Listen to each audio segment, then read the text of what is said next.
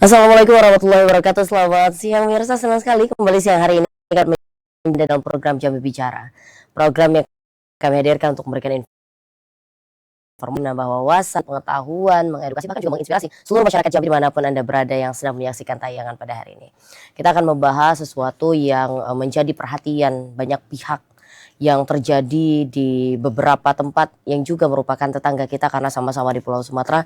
Kita akan membahas bagaimana tanggap darurat bencana Sumatera bersama 3 orang narasumber yang luar biasa yang kita sepakat bahwa ini adalah bencana. Kita meluangkan dan memberikan empati kita sebagai sesama manusia dan siapapun bisa untuk membantu dan juga bergabung menjadi relawan untuk menemani saudara-saudara kita menghadapi musibah ini. Langsung saja kita akan menyapa 3 orang narasumber yang kebetulan perempuan semua. Kita sapa satu persatu yang sudah tidak asing lagi, bisa jadi pengamat, bisa jadi apapun lah. Dan hari ini luar biasa menjadi salah satu relawan juga untuk tanggap darurat bencana Sumatera, Ibu Dr. Umi Kalsum SKM MKM, Ketua Tim Pengabdi. Selamat siang Ibu. Selamat siang Mbak Cynthia, apa kabar, sehat? Alhamdulillah, udah lama nggak ketemu ya Bu ya? Iya, lama banget. Ibu sehat? Sehat, alhamdulillah.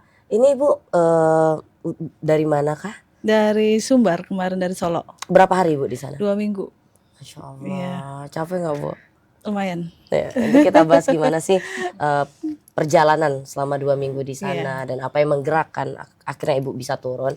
Kita sapa dulu yang sebelahnya. Nah, ini juga ada Ibu Yuliawati, anggota tim pengabdi. Selamat siang Ibu. Siang. Sehat Ibu? Alhamdulillah sehat. Ibu juga ikut ke Solo atau ke daerah lain? Solo sama Ibu Umi.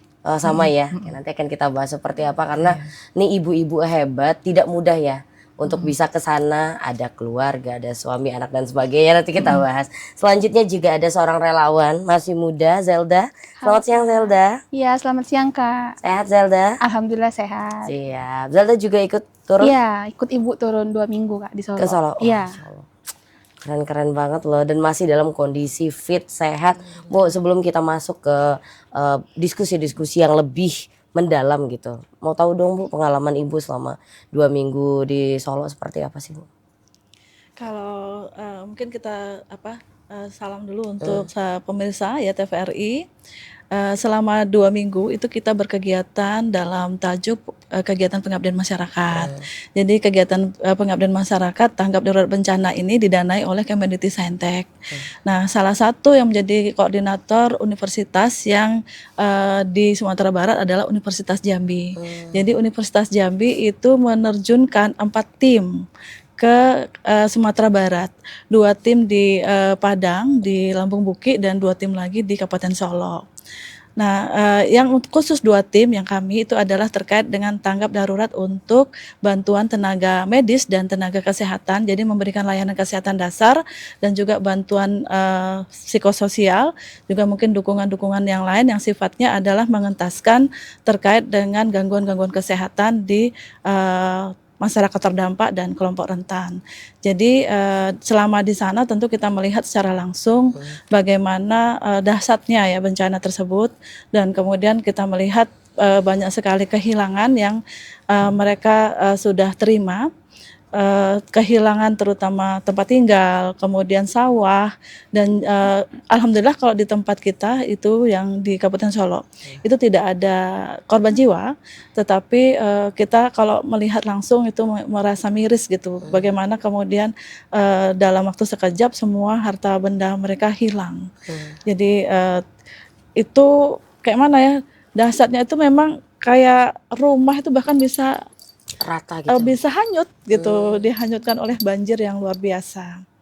Dan kami pulang kemarin sekitar 2 hari yang lalu, itu kita mendapat kabar bahwa di Pingai, Nagari Pingai itu mengalami banjir lagi. Kita diperlihatkan 2 hari yang lalu? Ya, sekitar 2 hari yang lalu itu banjir lagi dan sudah mulai mengungsi kembali masyarakatnya. Kalau waktu kita datang sampai dengan 2 minggu terakhir, itu sudah berkurang jumlah pengungsi. Jadi sudah kembali, atau kemudian yang sama sekali rumahnya hilang, itu dia ikut ke rumah keluarganya seperti itu. Jadi sedikit yang masih tinggal di pengungsian, baik itu di posko Nagari Paninggahan maupun Posko Nagari Moropingai. Jadi kebetulan kami ini di satu kecamatan di Junjung Sirih, Kabupaten Solo. Nah, ini memang kita fokus kepada pemberian layanan kesehatan bagi masyarakat terdampak yang ada di Kabupaten Solo tersebut.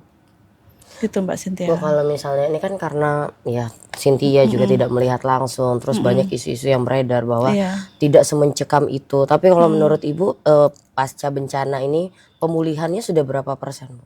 Kalau pemulihan saat ini masih terus dilakukan, terutama sarana prasarana dasar kayak misalnya jembatan yang hilang itu sudah dibangun oleh TNI seperti itu. Tapi kalau untuk kebutuhan seperti perumahan itu masih belum.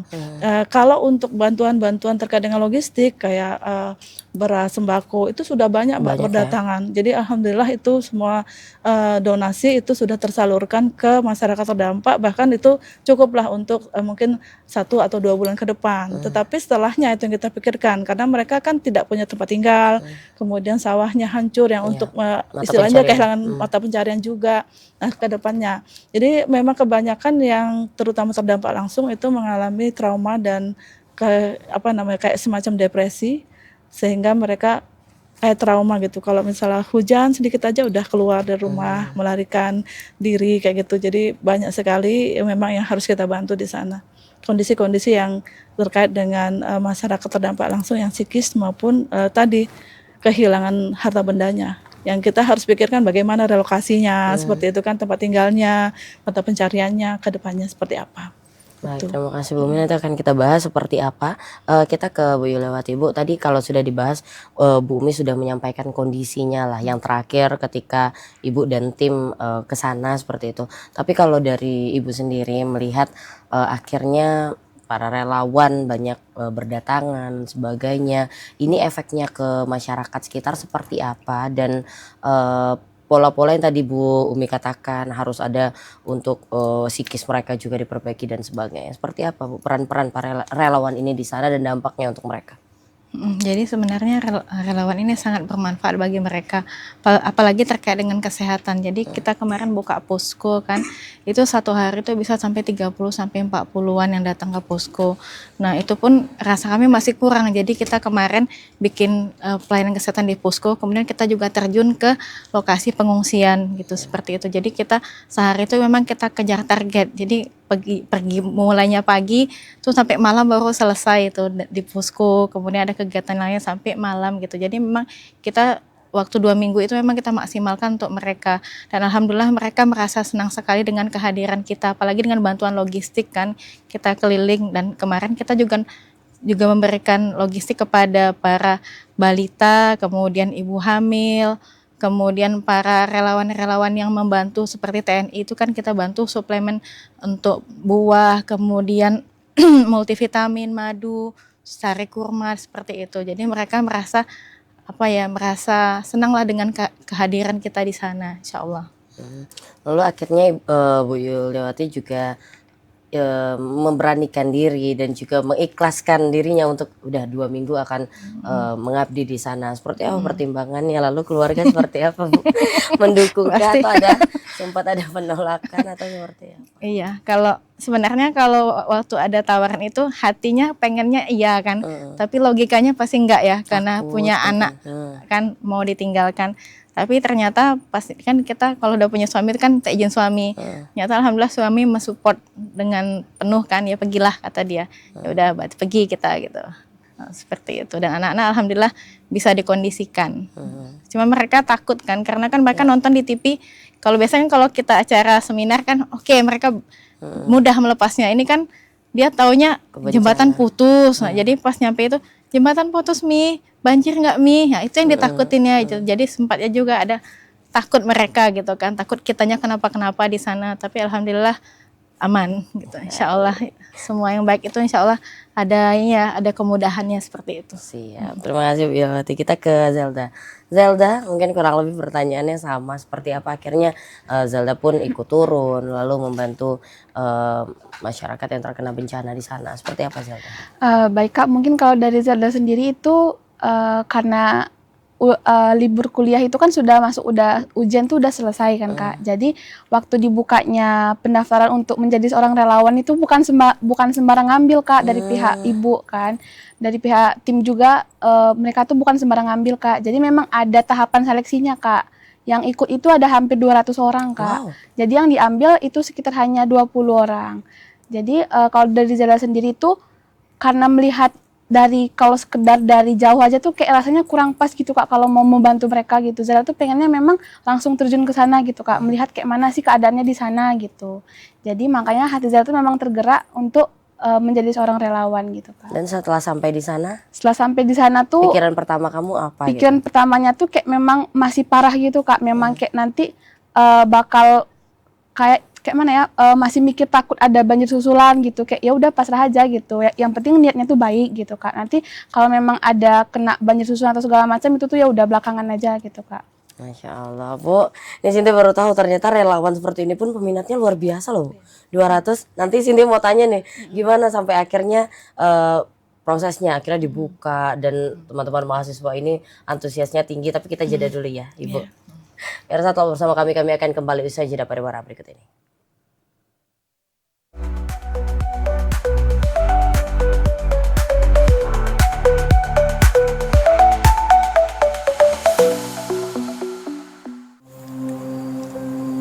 Air di Batang Asai bukan hanya sungai.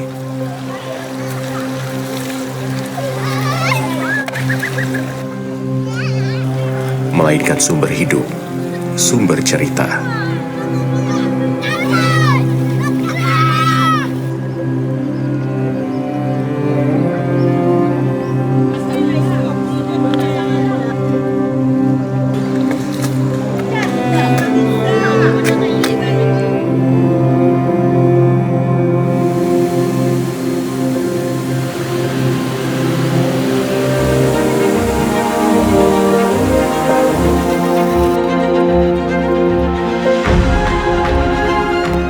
Namun, ketika tangan manusia mulai lupa, air yang jernih pun kehilangan maknanya.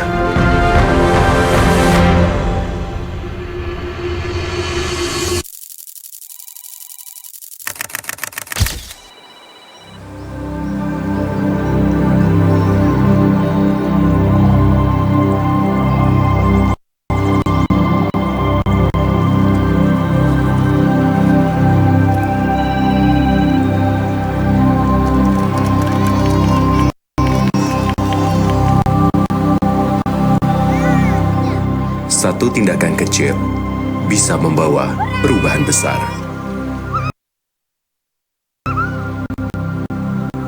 Mari jaga air Batang Asai, karena air jernih adalah hidup kita.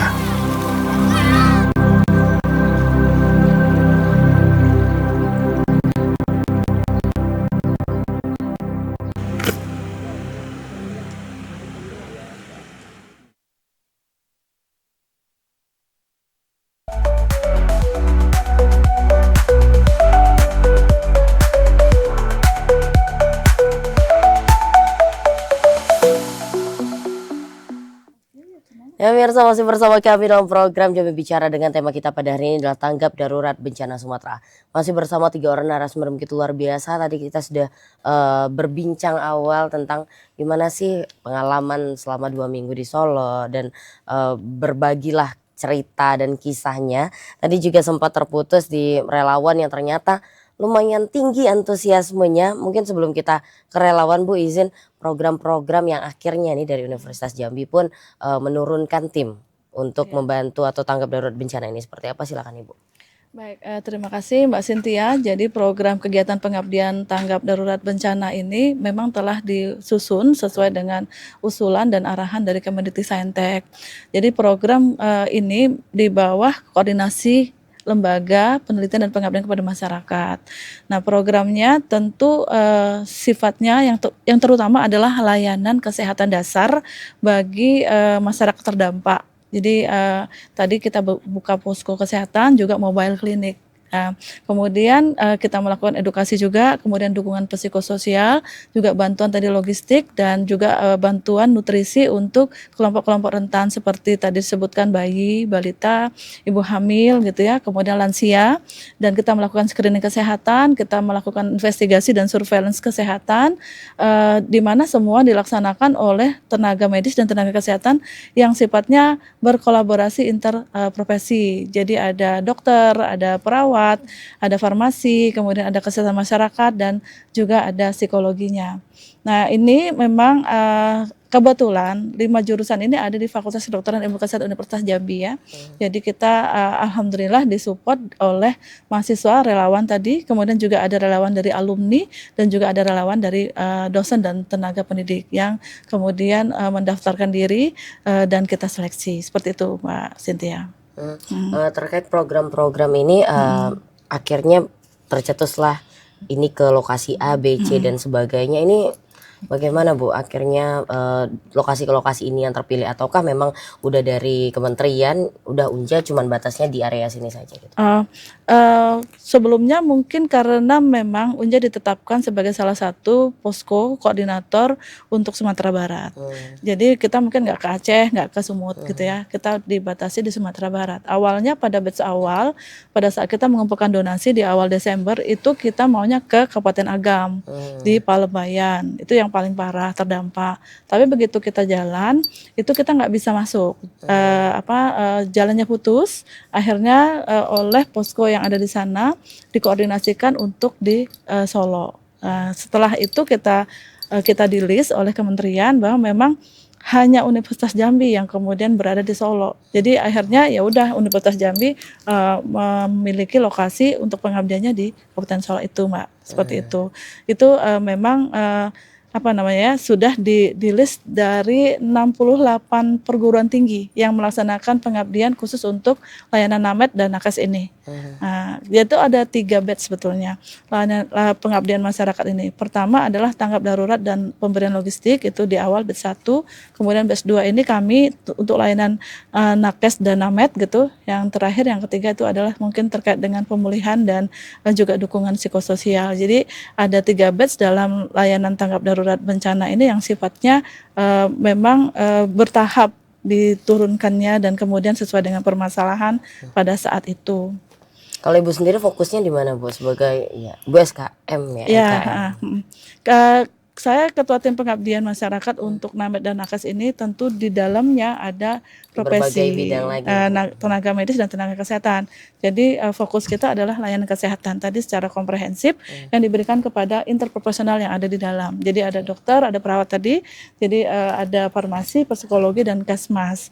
Kalau saya sebagai epidemiolog tentu salah satunya ketika ada bencana, ada istilahnya kita kejadian luar biasa seperti ini, kita melakukan investigasi dan melakukan surveillance.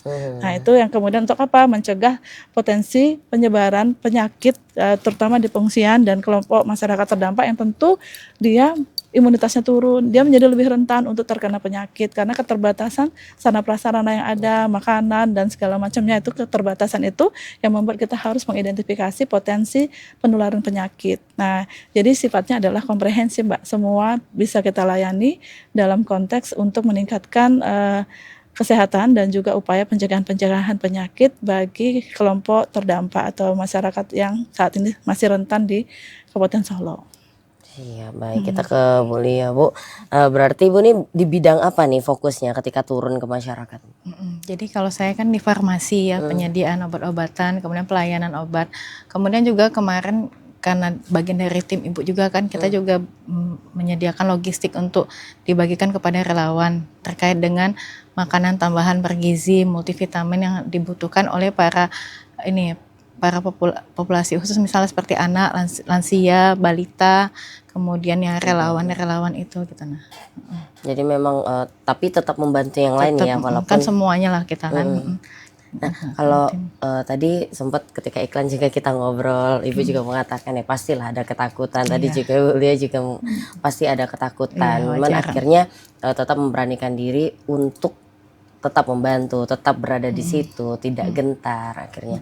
Kalau kita berbicara tentang ini kan udah H+ berapa ya Bu setelah kejadian bencana? Bencananya itu tanggal 26 November. Nah, udah. itu yang pertama yang besar sekali. Jadi kita itu sudah sebetulnya hampir lewat 1 bulan ya.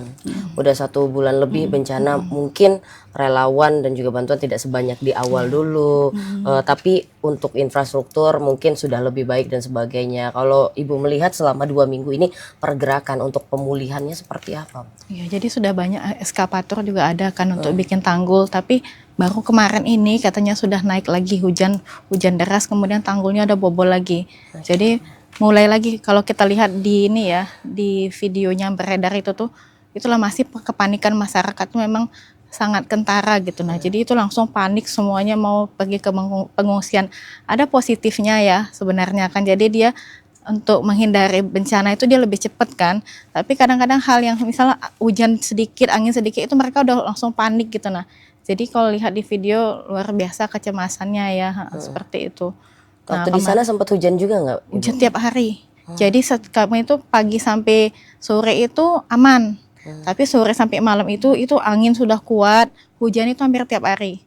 Jadi relawan pun sebenarnya panik juga kan, takut juga gitu. Nah, cuman kalau lihat dari yang masyarakat itu cepatlah naik nih, hujan udah airnya sudah tinggi gitu. Nah, jadi pun apa ya, ketakutannya luar biasa. Kalau kita mungkin ya hujan kayak gitu kan slow way gitu, biasa tapi aja, biasa gitu. aja. Tapi kalau mereka sudah panik tuh, karena mungkin terbayang ya yang silam itu kan bagaimana air yang besar itu menghancurkan semua. Jadi mereka kemarin tuh sudah bersihin rumah itu, udah bagus rumahnya kan. Lumpur-lumpur sudah dibantu juga bersihkan sama TNI dan para relawan. Tapi ternyata hujan lagi dan kemudian balik lagi. Jadi mengulang dari awal nih sepertinya. Jadi walaupun sudah 1 bulan lebih masih Ya, karena banyak hujan sekali PR kemarin, ya, karena masih di musim hujan mungkin. Jadi ada memang kayak bencana susulan gitu Mbak. Jadi setelah 2 minggu itu kemarin kita pulang, yang batch pertama itu ada gempa, bahkan gempa 5 kali terus banjir lagi gitu. Kita datang pas batch kedua, kami pulang kemarin 3 hari yang lalu itu banjir lagi gitu. Jadi setiap 2 minggu kayaknya dia berulang kayak gitu. Jadi Karena nggak hujannya. selesai ini yang tadinya sudah mau pelan-pelan kita pulihkan, kembali lagi. Iya. Oke, kita ke Zelda. Tadi dapat bocoran dari Ibu Zelda, ini dari psikolog ya Bu ya. Ini gimana nih? Karena tadi isu salah satu yang kita bahas adalah bagaimana mental masyarakat ataupun penduduk yang dengar suara hujan aja mungkin udah cemas sendiri, walaupun tidak, mungkin intensitas hujannya tidak terlalu tinggi pun akhirnya ada kecemasan. Bagaimana Zelda akhirnya mendukung program-program yang tadi sudah disampaikan Ibu sesuai dengan profesinya Zelda? Oke, baik Kak. Mungkin karena Zela fokusnya di bidang psikologi Kak, di bagian kesehatan mentalnya, tentu mereka itu setelah kejadian bencana itu, dan itu kan bencananya memang banjir terbesar ya Kak, selama ratusan tahun di Padang, apalagi di Solo itu kan. Jadi setelah pas kami ke sana itu memang intervensi yang dilakukan dari kami itu memang banyak Kak. Salah satunya itu ada terapi hipnosis 5 jari. Nah itu tuh gimana caranya mereka itu bisa menghilangkan rasa traumanya gitu Kak. Mungkin trauma yang memang udah mendalam gitu Kak, karena memang itu kejadiannya itu memang besar. Terus juga ada ngelakuin kegiatan psikososial sama adik-adik yang di sana Kak. Itu memang antusias mereka tuh memang luar biasa gitu Kak. Emang pas disuruh kumpul tuh bahkan kan itu nanti ada dikasih kit kan Kak, kayak kit edukasi, isinya tuh kayak ada susu, ada krayon, ada buku, ada segala macam gitu kan Kak. Yang datang tuh memang melebihi dari kapasitas yang udah kami sediakan gitu Kak. Memang warga di sana tuh memang sangat antusias gitu Kak. Nah mungkin kalau terkait dampak dari manfaat dari yang kegiatan psikososial itu, gimana kami tuh ngajarin sama mereka kayak memang harus ikhlas aja gitu diterima. Jadi mungkin kegiatan itu juga gimana mereka tuh bisa nggak cemas lagi gitu Kak. Jadi juga sempat kemarin itu yang paling Zelda ingat dari kegiatan relawan kemarin itu ada satu ibu-ibu Kak, nenek-nenek sih. Jadi dia tuh tinggal memang sendirian di rumahnya Kak. Dan rumahnya tuh nggak terlalu banyak masuk air, cuman ya dia trauma gitu Kak. Jadi dia memang kalau setiap malam kalau udah mulai gerimis, dia tuh keluar rumah pakai payung, memang dia pinggiri semua kayu-kayu yang dia lihat gitu Kak. Jadi dia datang ke posko itu, rupanya dia bukan mau berobat penyakit yang apa gitu Kak, tapi dia memang mau cerita gitu. Memang dia pas sampai di posko kami dia nangis gitu Kak. Dan kebetulan kan kalau terkait kegiatan psikologinya nanti kami di sana itu ada Bu Rizka Kak dari keperawatan jiwa kan. Jadi itu juga ibu yang memberikan intervensi sama ibu tersebut gitu Kak. Jadi memang warga di sana tuh rata-rata tuh memang kekhawatiran sama kecemasannya tuh memang luar biasa kalau udah hujan turun gitu Kak. Baik. Nih Bu Umi, tadi juga Ibu sempat membahas mengenai pengungsian dan sebagainya. Terus ada posko-posko juga yang disiapkan dalam program ini. Untuk pengungsian di sana bagaimana Bu pelayanannya, fasilitasnya, lalu untuk masyarakatnya seperti apa? Apakah sudah memadai atau masih banyak PR-PR agar ini lebih nyaman lagi dan sebagainya? Kalau pengungsian seperti biasa pengungsian tentu terbatas. Jadi terutama layanan air bersih dan sanitasi dasar kayak jamban itu pasti terbatas. Tapi karena ada beberapa bagian dari wilayah tersebut yang tidak terdampak, jadi misalnya kayak di wilayah Pingah itu kalau ngungsinya tuh di masjid, itu kan relatif lebih tinggi gitu kan. Terus kan insya Allah masih bisa lah untuk memperoleh bantuan sanitasi dasar tadi walaupun terbatas, airnya juga seperti itu.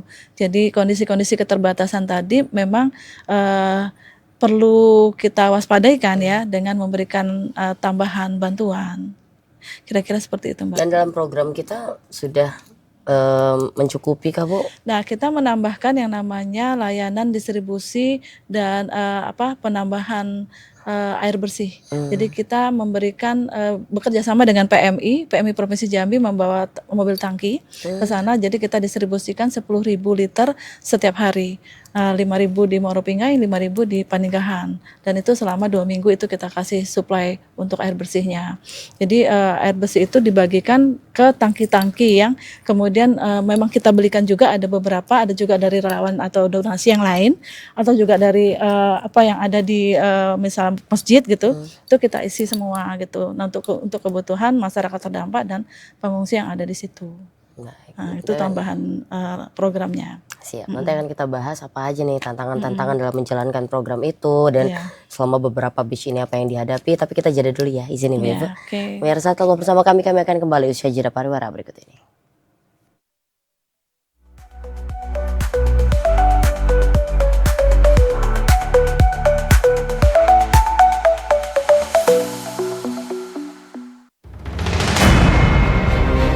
Setiap hari, laut terus mengikis daratan kita.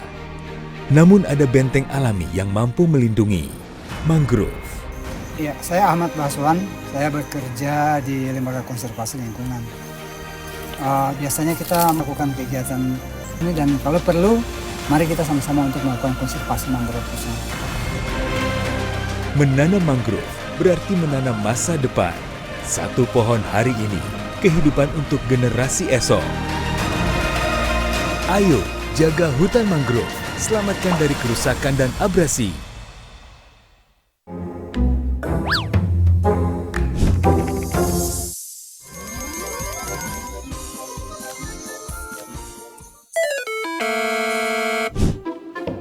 Baik, sekarang silahkan kalian buat tugas kelompok tentang bahaya atau dampak dari judi online. Coba kamu lihat nilai-nilai kamu. 60, 50. Biasanya kamu nilai kamu selalu bagus. 80, 90. Ada apa dengan kamu, Jody? Oi Jod, kok menung-menung? Kayak orang punya utang, Beh. Sebenarnya aku nih punya utang. Kena judi online. Hah? Kok kena judi online? Diam, Beh. Tenang, Jod. Aku yakin kau pasti bisa lepas. Kan kau siswa berprestasi. Stop judi online demi generasi cerdas berkualitas. Sekali klik, bisa kembali.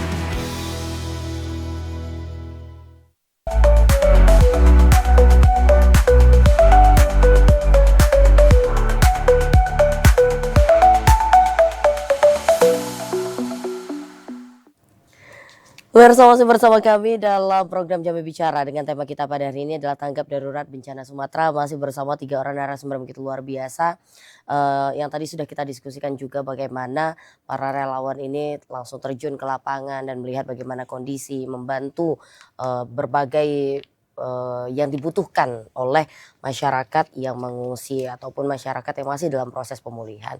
Ibu Lia tadi juga sudah disampaikan bagaimana posko-posko itu ada. Nah, yang bikin Cynthia penasaran adalah untuk teman-teman relawan, tenaga medis, tenaga kesehatan itu ditempatkannya di mana? Apakah bersamaan dengan masyarakat yang mengungsi atau ada tempat khusus yang diberikan? Silakan. Ya, jadi kalau kami disediain tempat sama masyarakat, ada rumah kosong yang udah ditinggalin.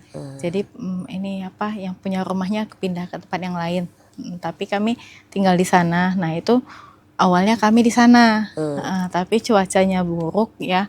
Jadi kan kita bawa mahasiswa juga kan, itu kan tanggung jawab kita juga kan. Jadi kita pastikan keamanan dari para relawan. Jadi udah cuaca buruk beberapa hari, akhirnya kami pagi sampai sore ke sana. Itu cuaca buruknya itu mulainya itu sore sampai malam.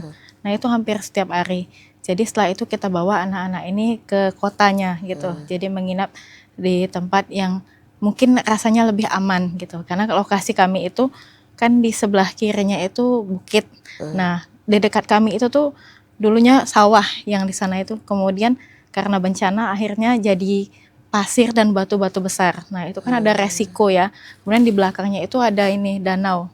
Ya, jadi kalau seandainya ada apa-apa kita terjebak di tengah gitu. Jadi memang fokus kita pagi sampai malam lah ya, sampai maghrib itu kita di posko pelayanan di sana. Jadi kita bagi dua karena kan kita jumlahnya juga cukup banyak.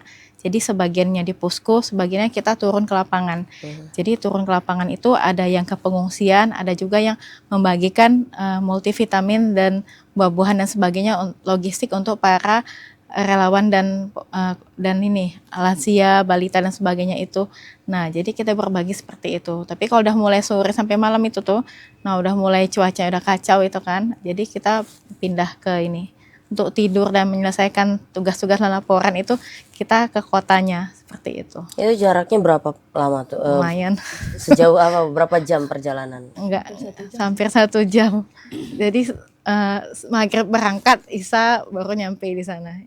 Ini bagian dari perjuangan juga ya Bu ya? Iya. Makanya dan terus jam 7 sudah harus berangkat karena kita buka layanan jam 8. Jadi apa namanya, memang agak lelah sedikit dalam perjalanan tapi aman untuk anak-anak. Keselamatan dan keamanan nomor satu juga ya Bu ya buat anak-anak yang lain. Jangan sampai kan mereka turun, mereka beresiko kan, mereka ini kan kesana tanggung jawab kita juga kan Mbak. Jadi kita juga pastikan keamanan mereka. Iya. Tapi memang mungkin kita tanya Zelda nih, tapi kan dari awal udah tahu nih bahwa pekerjaan ini bukan main-main, bukan studi banding ya Bu, bukan pekerjaan yang memang bisa untuk sekalian liburan kan, enggak. Tapi ini ada resikonya. Berat harusnya awalnya untuk keluarga dan juga Zelda sendiri akhirnya mendaftarkan diri. Gimana kalau dari pandangan Zelda? Oke, baik Kak. Mungkin kalau dari Zelda sendiri tuh kan ada seleksi yang tadi Zelda bilang tuh kan Kak. Jadi awalnya tuh memang udah niat tuh memang udah ada niat, cuman kan izin dulu sama mama kan.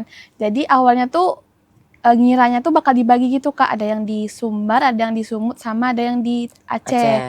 Rupanya dari tim ibu itu memang ke Sumbar aja gitu. Jadi memang awalnya tuh sempat nggak diboleh karena takut dapet di Aceh itu kan Kak. Rupanya memang hanya di Sumbar. Jadi kalau kata orang tua Zela tuh nggak apa-apa, silakan, asalkan ya yang penting itu tadi Kak, niatnya kan baik. Nanti kalau apa-apa terjadi tuh ya udah, itu udah di luar kendali gitu Kak. Masya Allah, berarti emang seempati itu juga ya maksudnya untuk orang tua. Orang tuanya luar biasa. Iya. Karena tidak semua orang tua ya Bu ya pasti akan melakukan hal yang sama. Nah, hal yang paling Zelda ingat selama 2 minggu di sana apa sih yang paling membekas dan akhirnya bisa jadi pembelajaran juga untuk Zelda ke depan? Oke, mungkin kalau dari Zara hal yang paling berkesan itu Kak, selain kita bisa membantu masyarakat di sana dari mulai yang adik-adiknya, karena adik-adik di sana itu juga yang nggak sombong gitu Kak, memang mau berbaur sama kami gitu, warga-warganya juga kan, karena posko kami itu memang di sekitaran warga gitu Kak, rumah itu kan. Terus juga bisa bantu sama-sama di sana, kayak sama Zara juga karena baru semester 5 kan Kak, jadi gimana langsung berinteraksi dengan keadaan yang seperti itu gitu Kak. Terus juga tadi yang Zala sempat cerita terkait ibu-ibu yang sendiri itu kan memang dia tuh dikasih pengertian kalau jangan merasa sendiri, kalau dia tuh punya orang loh di sini, punya teman, punya lingkungan yang baik gitu Kak. Terus juga kesannya lagi ya kalau dari Zala ya kebersamaan sama ibu sama yang lain juga itu memang dapet gitu Kak. selain bisa membantu tuh banyak sih Kak manfaatnya gitu. Nggak ada manfaat negatif, tapi memang manfaatnya itu memang positif semua kalau menurut Zala gitu. Karena 2 minggu di sana Iya. fokus ya, nggak sambil jalan-jalan ya Bu ya, nggak ada pikiran lain selain Iya. memang membantu. Bu, tadi juga sempat Cynthia singgung bagaimana program-program ini kan udah luar biasa, tapi pasti tantangan-tantangannya ada.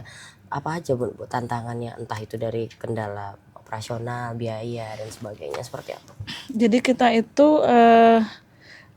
program ini sifatnya memang karena tanggap darurat bencana itu semuanya serba Darurat. mendadak, serba darurat. Kita diminta untuk mengusulkan proposal cuma dikasih waktu 1 hari. Kemudian kita diberikan waktu untuk mempersiapkan tim relawan segala macamnya. Ini semua serba darurat. Nah, termasuk keberangkatan tim. Jadi kita berangkat harus sesegera mungkin, tapi anggarannya belum ada. Ya. Jadi bagaimana caranya nih? Maka ada upaya-upaya bantuan juga dari universitas dan upaya-upaya dari tim sendiri untuk mendanai terlebih dahulu. Kalau kita nunggu selesai nih tanggap daruratnya. Jadi kita tetap harus mencarikan biaya operasional terlebih dahulu berangkat tim. Nah itu termasuk tantangan tuh Mbak. Selain itu tadi rekrutmen relawan ini memang banyak yang berminat, tapi begitu kita seleksi semakin keseriusannya kita nilai itu semakin sedikit. Jadi memang tadi ketika orang berniat belum tentu orang tuanya mengizinkan juga.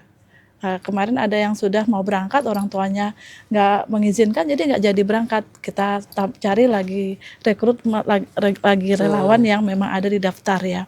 Jadi memang tantangannya sifatnya operasional dan tadi kita tentu memiliki risiko ya, kita setiap saat juga bisa menjadi korban ya karena kita berada di sana.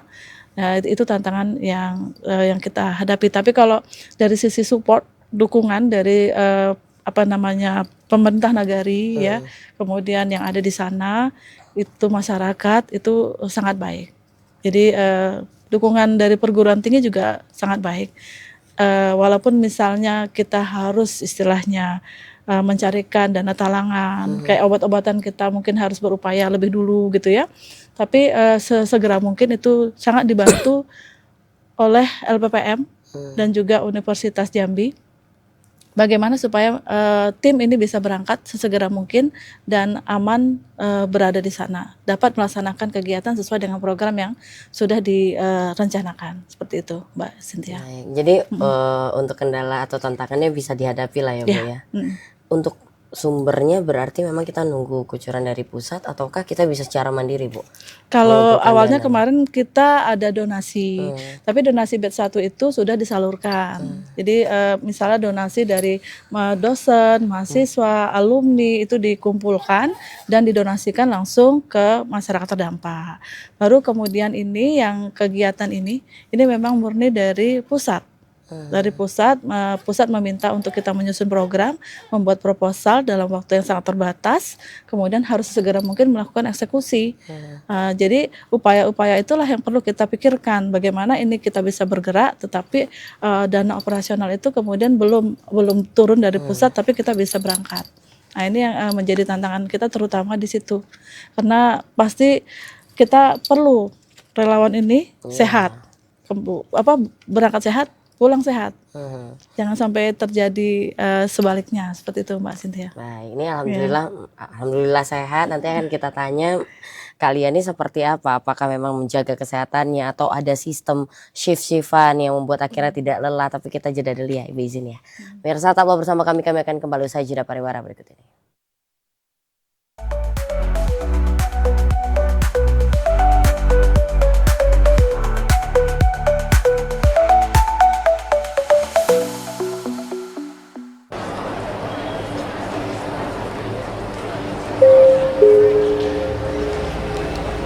Setiap tenun songket adalah cerita.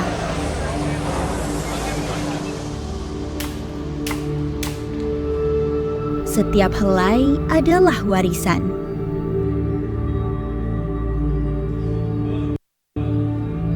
Kain tenun songket bukan hanya sekedar kain, tetapi juga simbol kebanggaan dan identitas kita.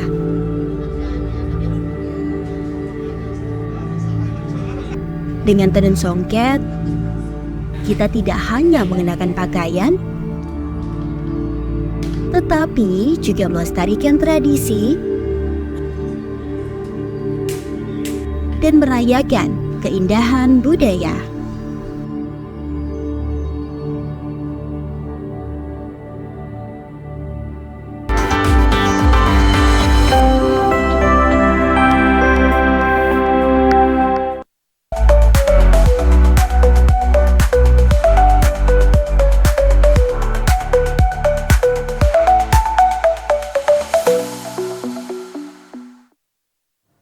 Pemirsa, masih bersama kami dalam program Jambi Bicara dengan tema kita pada hari ini adalah tanggap darurat bencana Sumatera. Masih bersama 3 orang narasumber begitu luar biasa, masih banyak yang ingin ditanyakan, masih ingin rasa mengucapkan terima kasih dan amazed melihat orang-orang baik, orang-orang hebat yang akhirnya turun membantu saudara-saudara kita yang terkena bencana. Tapi sudah masuk ke segmen akhir, Ibu-Ibu, izin waktunya untuk pernyataan penutup atau closing statement. Langsung saja closing statement yang pertama mungkin Bu Lia dulu. Silakan. Oke.